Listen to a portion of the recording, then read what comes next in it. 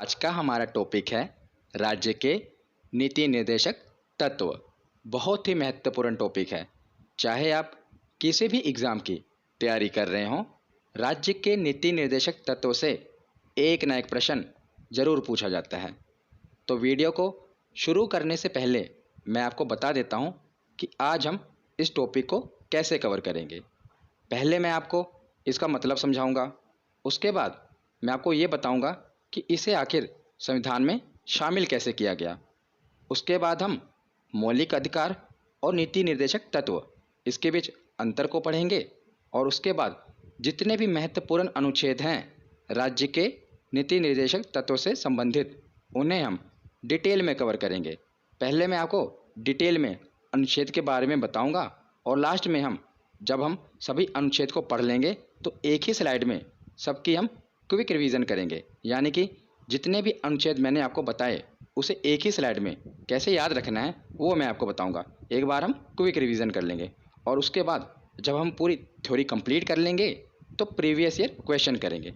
तो complete video है आपके लिए ये।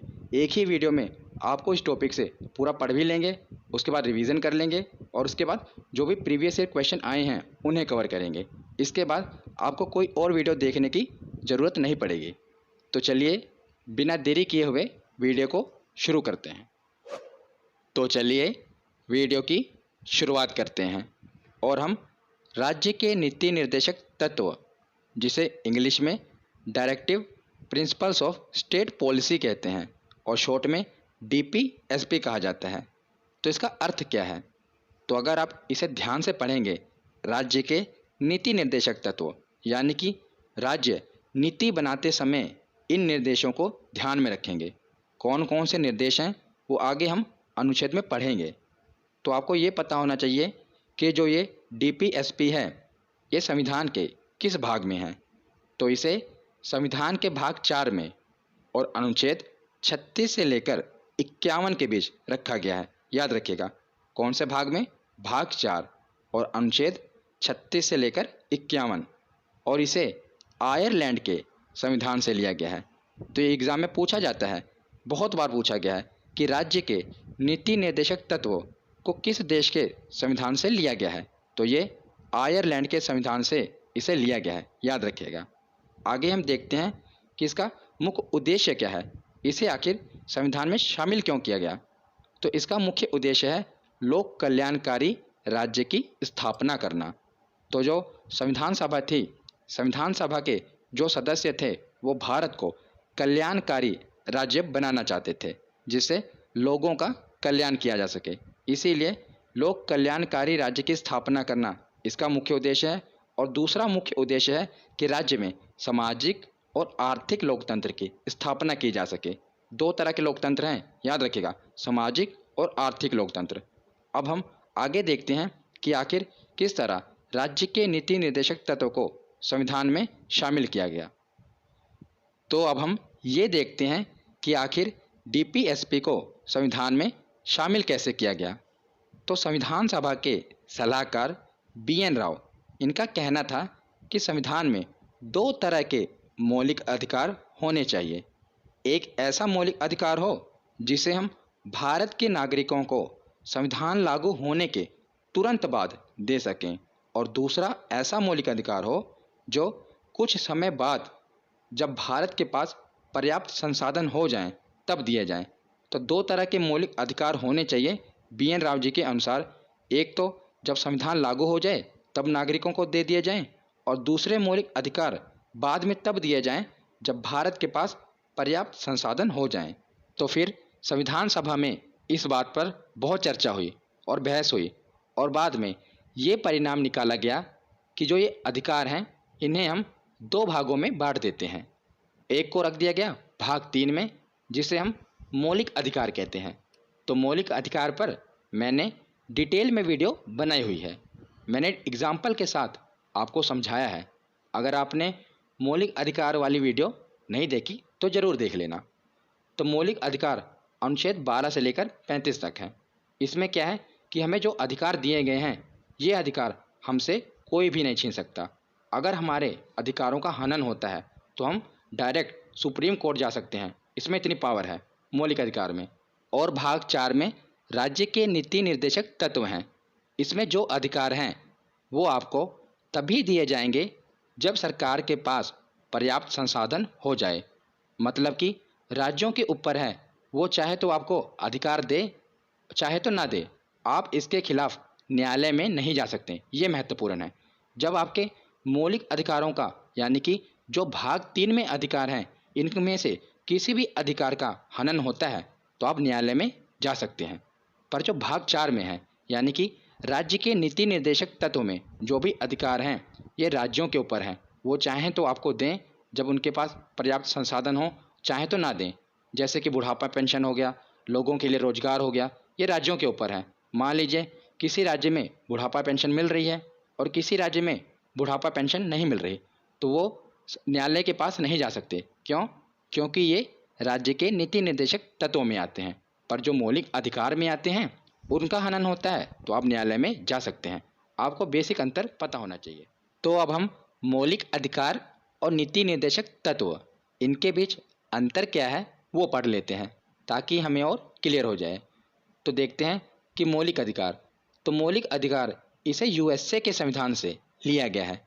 और नीति निर्देशक तत्व अभी हमने पढ़ा कहाँ से लिया गया है, तो आयरलैंड के संविधान से। और जो मौलिक अधिकार हैं ये संविधान के भाग 3 में हैं और नीति निर्देशक तत्व भाग 4 में हैं। और जो मौलिक अधिकार हैं इसे लागू कराने के लिए न्यायालय की शरण ले सकते हैं। तो मैंने आपको बताया ना कि अगर मौलिक अधिकारों का हनन होता है तो हम न्यायालय जा सकते हैं। पर अगर जो नीति निर्देशक तत्व हैं इनमें जो अधिकार हैं वो राज्यों के ऊपर हैं। राज्य चाहे तो दें, चाहे तो ना दें, इसके खिलाफ हम न्यायालय नहीं जा सकते। ये याद रखिएगा, ये न्यायालय नहीं जा सकते नीति निर्देशक तत्वों में।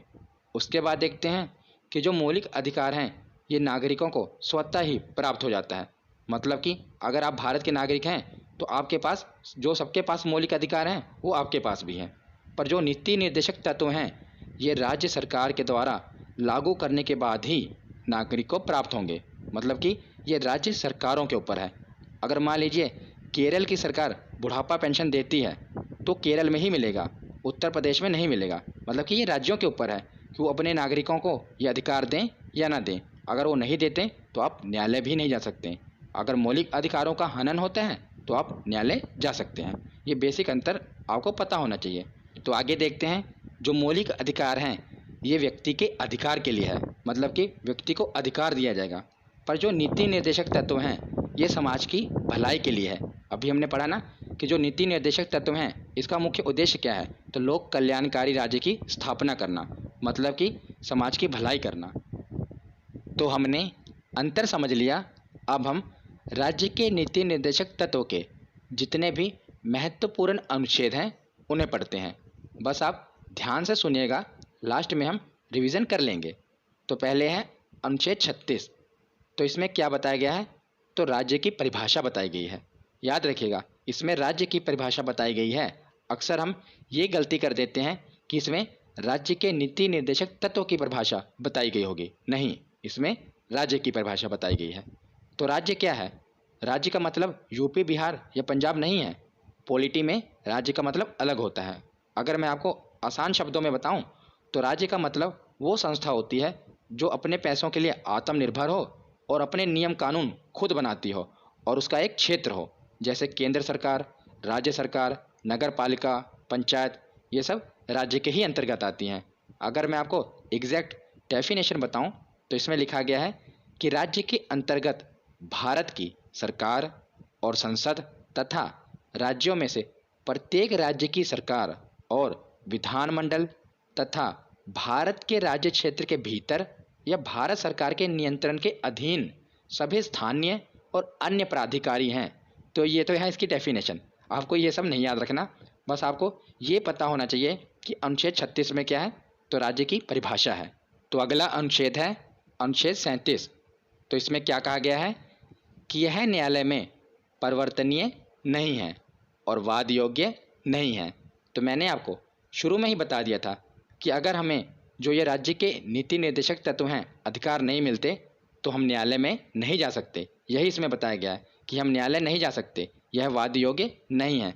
इस पर वाद विवाद नहीं किया जा सकता। इसीलिए केटी शाह जी का एक कथन है, बहुत ही इम्पोर्टेंट है, एग्जाम में पूछा जाता है। उन्होंने कहा था कि जो राज्य के नीति निर्देशक तत्व हैं, ये एक ऐसा चेक है जो बैंक की सुविधा अनुसार अदा किया जाएगा।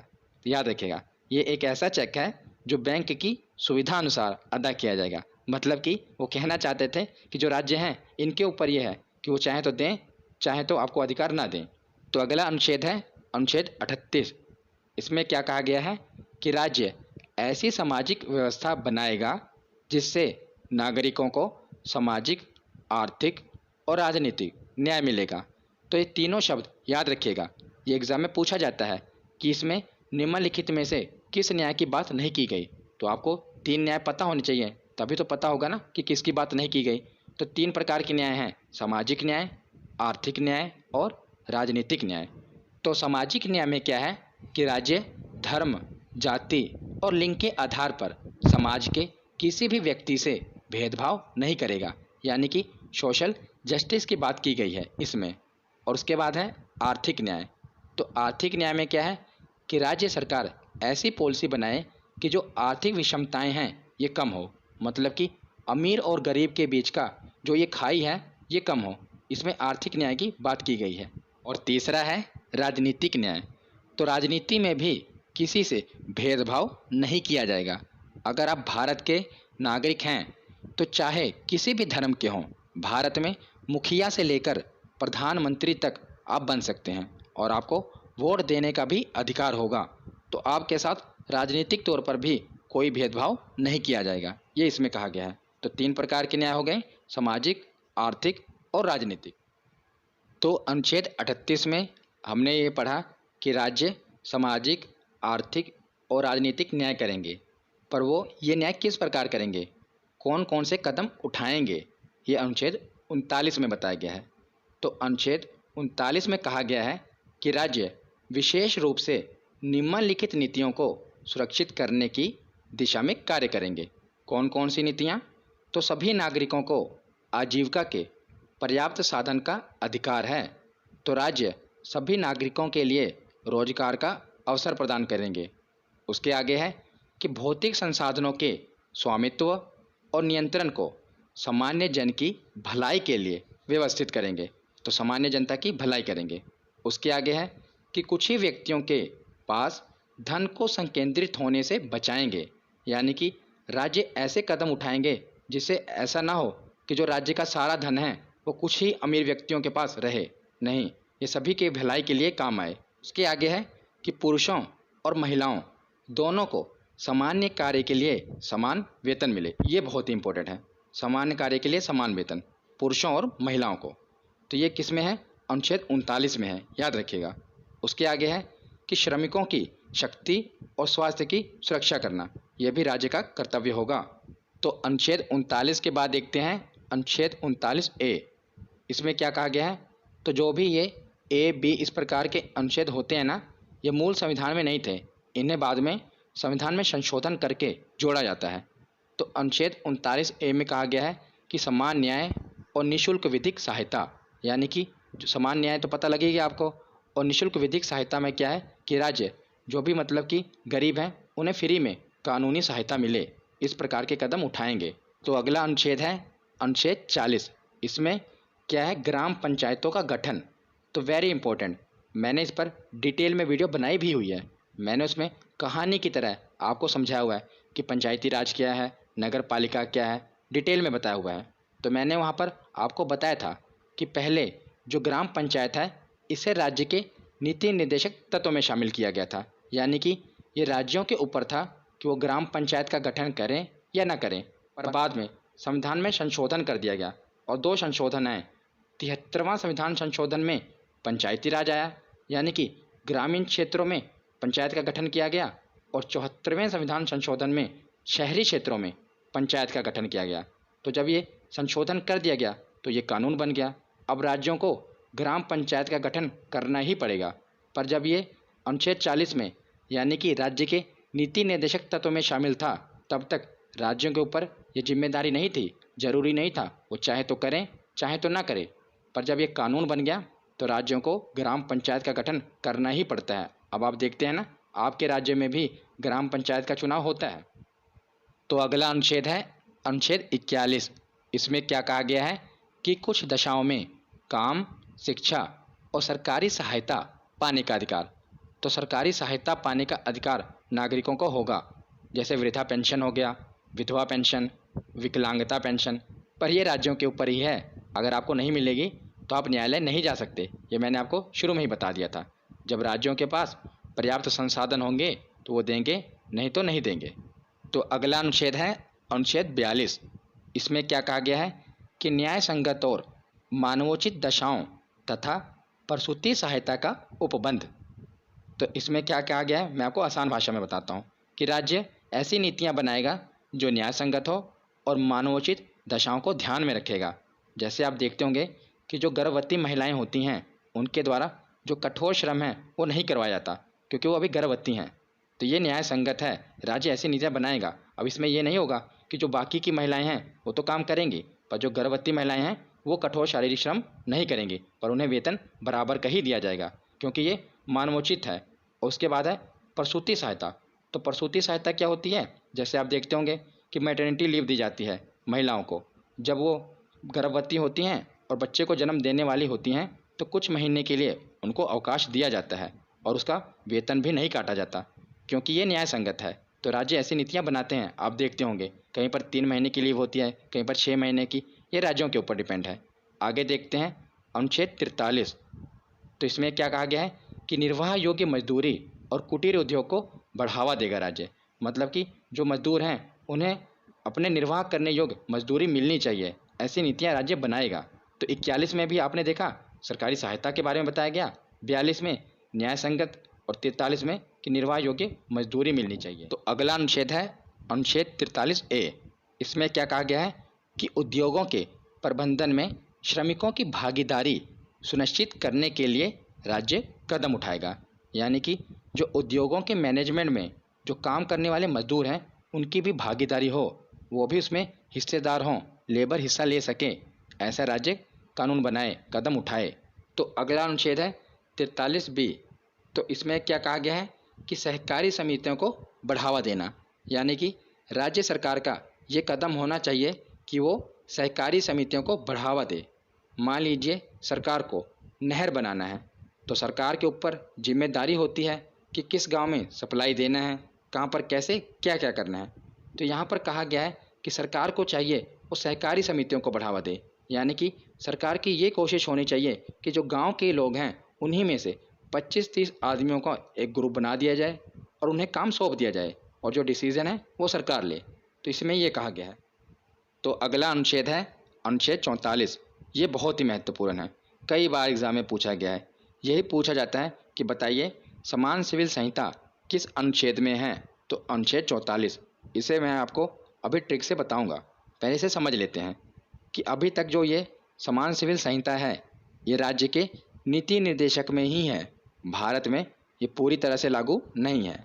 अभी हाँ बात हो रही थी कि केंद्र सरकार इस पर कानून बनाएगी, पर अभी तक कोई कानून बना नहीं है। और इसमें क्या कहा गया है कि राज्य जो नागरिकों के लिए एक समान सिविल संहिता का प्रावधान करेगा।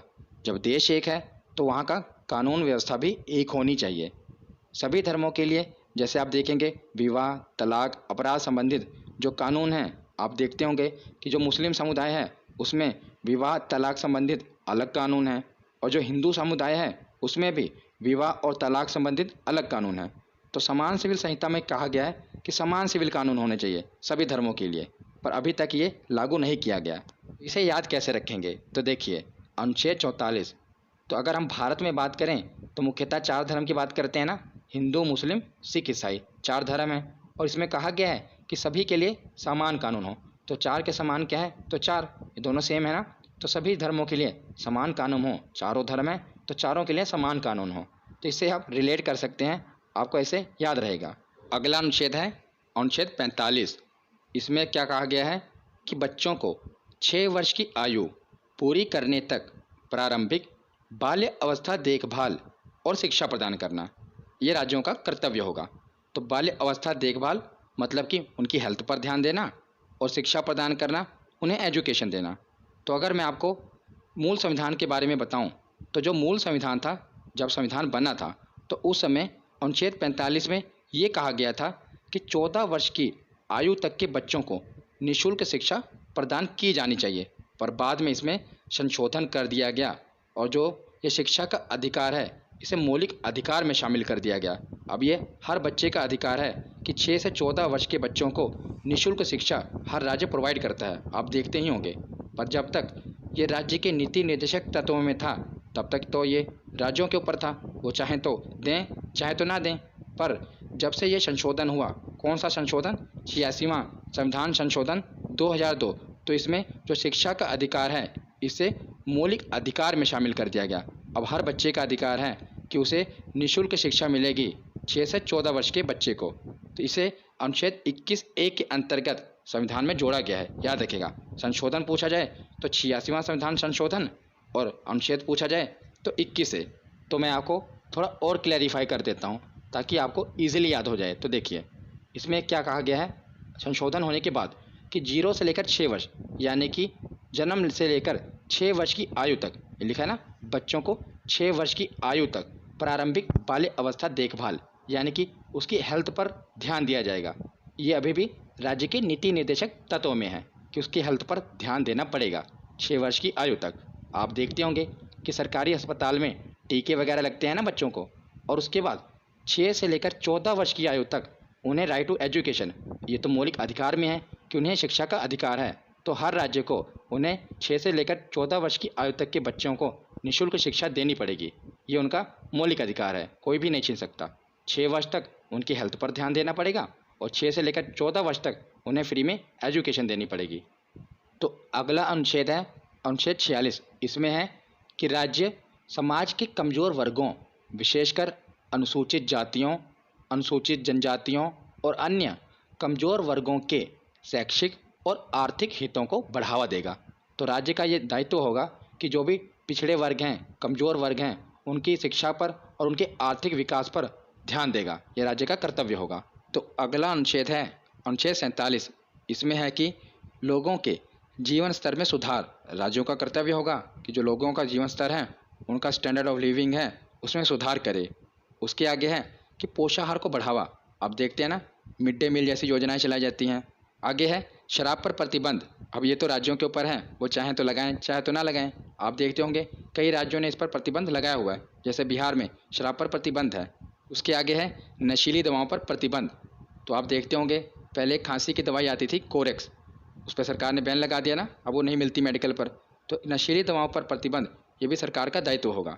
तो ये था अनुच्छेद 47 में। अब आगे देखते हैं। तो अगला अनुच्छेद है अनुच्छेद 48। तो अभी मैं आपको बस पढ़ा रहा हूँ, हम सभी अनुच्छेद पढ़ने के बाद इसकी रिवीजन कर लेंगे। तो अनुच्छेद 48 में क्या है कि राज्य कृषि और पशुपालन को वैज्ञानिक तरीके से बढ़ावा देगा। तो राज्य का ये कर्तव्य होगा कि जो कृषि है और पशुपालन है, इसे बढ़ावा देना। और 48A में क्या है, ऊपर कृषि है तो नीचे क्या है, पर्यावरण। तो राज्य जो है पर्यावरण का भी ध्यान रखेगा।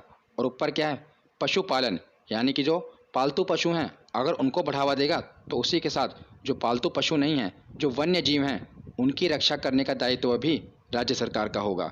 ये 48A में कहा गया है। ऊपर कृषि, फिर पर्यावरण, पशुपालन और वन्य जीव, ऐसे रिलेट करके पढ़ना। तो 48 और 48A के बाद अब हम देखते हैं 49। तो इसमें है कि राष्ट्रीय महत्व के स्मारकों, स्थानों और वस्तुओं का संरक्षण करना, ये भी राज्य की जिम्मेदारी होगी। तो जैसे लाल किला हो गया, ताजमहल हो गया आगरा का, ये सब राष्ट्रीय स्मारक है ना, तो इनका संरक्षण भी राज्य की जिम्मेदारी होगी। तो अगला अनुच्छेद है अनुच्छेद 50, कार्यपालिका से न्यायपालिका को अलग करना। ये बहुत ही महत्वपूर्ण है। अभी मैं आपको बताऊंगा कि इसे याद कैसे करना है।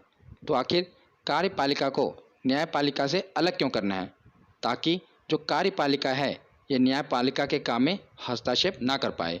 आप देखते होंगे कि जो कार्यपालिका है, मान लीजिए सरकार ने कोई ऐसा कानून बना दिया जो सही नहीं है, तब जो नागरिक हैं वो किसके पास जाएंगे, तो न्यायपालिका के पास जाएंगे। जैसे हाई कोर्ट हो गया, सुप्रीम कोर्ट हो गया। अगर जो कार्यपालिका है इसी के पास न्यायपालिका वाला काम होता तो आप किसके पास जाते हैं, सर मान लीजिए सरकार है, वही कार्यपालिका है, वही न्यायपालिका होती। तो सरकार ने कोई कानून बनाया तो आप सरकार के पास तो जाएंगे, तो मानेगी नहीं, उसी ने तो कानून बनाया। इसीलिए कार्यपालिका से न्यायपालिका को अलग रखा गया है, ताकि कार्यपालिका जो भी सरकार कोई कानून बना रही है, मान लीजिए उसने कोई ऐसा कानून बना दिया जो हमारे मौलिक अधिकारों को खिलाफ हो, तो हम सीधा न्यायपालिका यानी कि सुप्रीम कोर्ट जा सकते हैं। इसीलिए कार्यपालिका को न्यायपालिका से अलग रखना है। तो इसे याद कैसे करेंगे, तो देखिए इसको आप ऐसे याद कर सकते हैं, इसमें क्या 50 कि 50-50 जो शक्तियाँ हैं दोनों में 50-50 बांट दी गई हैं, कार्यपालिका में और न्यायपालिका में।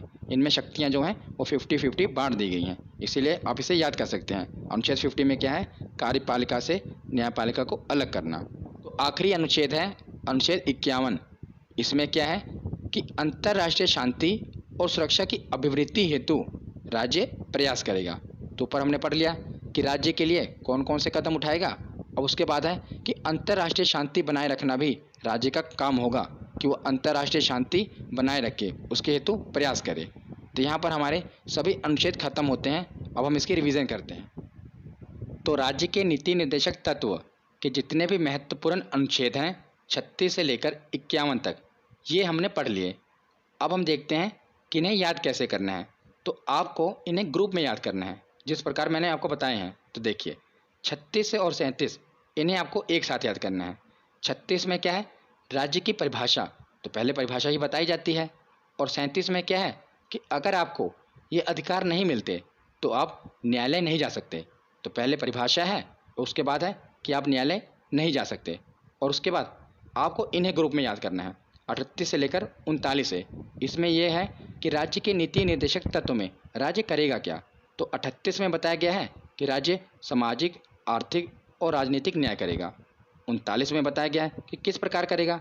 तो पुरुष और महिलाओं को समान कार्य के लिए समान वेतन देगा, और नागरिकों के लिए आजीविका के लिए पर्याप्त साधन जुटाएगा, मतलब कि रोजगार के अवसर प्रदान करेगा। और 39 में है कि अगर नागरिकों के साथ कुछ गलत हुआ तो उन्हें फ्री में कानूनी सहायता मिलेगी। ये 38 से लेकर 39 में है। और 40 में मैंने आपको बता ही दिया था कि पंचायत का गठन है। और 40 के बाद इन्हें आपको एक साथ याद करना है कि जो राज्य के नीति निर्देशक तत्व हैं, इनमें राज्य काम क्या क्या करेगा। तो 41 में बताया गया है जैसे कुछ सरकारी सहायता का अधिकार, जैसे वृद्धा पेंशन हो गई, विकलांग पेंशन हो गई। 42 में है कि न्याय संगत और मानवोचित सहायता, जैसे मैंने आपको बता ही दिया था, मैटरनिटी लीव हो गई। और 43 में क्या है कि उन्हें निर्वाह योग्य मजदूरी दी जाएगी, कि जो वो काम कर रहे हैं उतनी उनकी निर्वाह योग्य उन्हें मजदूरी मिले। और 43 ए में क्या है कि श्रमिकों की जो है भागीदारी होनी चाहिए। उसी में बी में क्या है कि सहकारी समिति को सरकार बढ़ावा देगी। तो इसमें जो काम करनी है सरकार को वो बताए गए हैं। और उसके बाद 44 है समान सिविल संहिता, ये तो मैंने आपको ट्रिक से बता ही दिया था। और उसके बाद 45 से लेकर 47 तक जो कमज़ोर वर्ग हैं उन पर भी सरकार को ध्यान देना पड़ेगा। 45 में जैसे है कि 6 वर्ष की आयु तक के बच्चों का देखभाल। 46 में है जो कमज़ोर वर्ग हैं, पिछड़े वर्ग हैं, उनके हितों का संरक्षण। 47 में क्या है, संरक्षण किस प्रकार होगा, पोषाहार को बढ़ावा देकर, शराब जो है उन पर प्रतिबंध लगाकर। ये 3 इस प्रकार ग्रुप में याद करना, 45, 46 और 47। 48 ए और 49 इन्हें एक साथ याद करना। ऊपर वाले 3 एक साथ याद करना, उसके बाद ये वाले 3 एक साथ ग्रुप में याद करना। 48 में है कृषि और पशुपालन को बढ़ावा देना। 48 ए में है जब कृषि को बढ़ावा दिया जा रहा है तो पर्यावरण को भी बचाना है। जब पशुपालन को बढ़ावा दिया जा रहा है तो जो वन्य जीव हैं इन्हें भी बचाना है। और 49 में है कि जो राष्ट्रीय स्मारक हैं उनका भी संरक्षण करना है। 49 के बाद 50, ये तो मैंने आपको ट्रिक से बता ही दिया था कि कार्यपालिका से न्यायपालिका को अलग रखना है। और 51 में अंतर्राष्ट्रीय शांति भी जरूरी है। तो इस प्रकार आप ग्रुप में, जैसे मैंने ये बताए हैं, ग्रुप में याद करेंगे तो आपको ये याद रहेंगे। तो यहाँ पर हमारा थ्योरी सेक्शन कंप्लीट होता है। अब हम प्रीवियस ईयर क्वेश्चन देखते हैं। तो पहला प्रश्न है कि भारतीय संविधान में राज्य के नीति निर्देशक तत्व ग्रहण किए गए हैं, तो कहाँ से लिए गए हैं, तो आयरलैंड से लिया गया है, हमने भी पढ़ा था। अगला प्रश्न है कि भारतीय संविधान के किस अनुच्छेद में राज्य के नीति निर्देशक तत्वों का उल्लेख है, तो इनका उल्लेख है अनुच्छेद 36 से लेकर 51 तक। अगला प्रश्न है कि संविधान में राज्य के नीति निर्देशक तत्वों को शामिल करने के पीछे उद्देश्य क्या है, तो मैंने आपको शुरुआत में ही 2 उद्देश्य बताए थे। एक तो था लोक कल्याणकारी राज्य की स्थापना करना, और दूसरा क्या था, सामाजिक आर्थिक लोकतंत्र की स्थापना करना, ऑप्शन सी। अगला प्रश्न है कि नीति निर्देशक सिद्धांत हैं वाद योग्य हैं या वाद योग्य नहीं है, तो मैंने आपको बताया ये वाद योग्य नहीं है, आप न्यायालय नहीं जा सकते, इन पर वाद विवाद नहीं कर सकते। अगला प्रश्न है कि निम्न में से किसने नीति निर्देशक सिद्धांतों को बैंक की सुविधा अनुसार दे उत्तर दिनांकित चेक कहा? तो किसने कहा था? तो केटी शाह ने कहा था। किसने? केटी शाह ने। अगला प्रश्न है कि राज्य के नीति निर्देशक सिद्धांतों में से किस अनुच्छेद का संबंध अंतर्राष्ट्रीय शांति और सुरक्षा के समर्थन से है? तो हमने पढ़ा कि जो लास्ट वाला अनुच्छेद है कौन सा? 51। अनुच्छेद 51 में अंतर्राष्ट्रीय शांति की बात कही गई है। तो अगला प्रश्न है कि संविधान के किस अनुच्छेद में न्यायपालिका का कार्यपालिका से पृथक्करण का उल्लेख किया गया है? तो मैंने आपको बताया था ना, इन दोनों में 50-50 शक्तियां बांट दी गई हैं। तो यह है अनुच्छेद 50, ऑप्शन डी। अगला प्रश्न है कि समान कार्य के लिए समान वेतन भारत के संविधान में सुनिश्चित किया गया है। ये एक मौलिक अधिकार है, मौलिक कर्तव्य है। तो क्या है? तो अभी हमने पढ़ा था कि ये राज्य के नीति निर्देशक सिद्धांत का एक अंग है, हमने पढ़ा था ना। अगला प्रश्न है कि भारतीय संविधान के निम्नलिखित अनुच्छेदों में से कौन सा अनुच्छेद राज्य सरकारों को ग्राम पंचायतों को संगठित करने का निर्देश देता है? तो ये अनुच्छेद 40 है, जिसमें ग्राम पंचायतों के गठन के बारे में बताया गया है। अगला प्रश्न देखते हैं कि इनमें से कौन राज्य के नीति निर्देशक सिद्धांतों में सम्मिलित नहीं है? तो कौन नहीं है? तो सूचना का अधिकार ये सम्मिलित नहीं है। मद निषेध भी है, समान कार्य हेतु समान वेतन ये भी था, और काम का अधिकार भी था, पर सूचना का अधिकार इसमें शामिल नहीं है। अगला प्रश्न है कि भारतीय नागरिकों के लिए समान सिविल संहिता प्राप्त करने की बात कही गई है। तो ये हमने ट्रिक से पढ़ा था, अनुच्छेद 44 इसका सही जवाब होगा। तो आज का आखिरी प्रश्न है कि भारतीय संविधान का कौन सा अंग समाजवादी व्यवस्था स्थापित करने की प्रेरणा देता है? तो यह है नीति निर्देशक तत्व। तो आज की ये वीडियो यहीं पर ख़त्म होती है। कैसी लगी ये वीडियो कमेंट सेक्शन में ज़रूर बताना। धन्यवाद।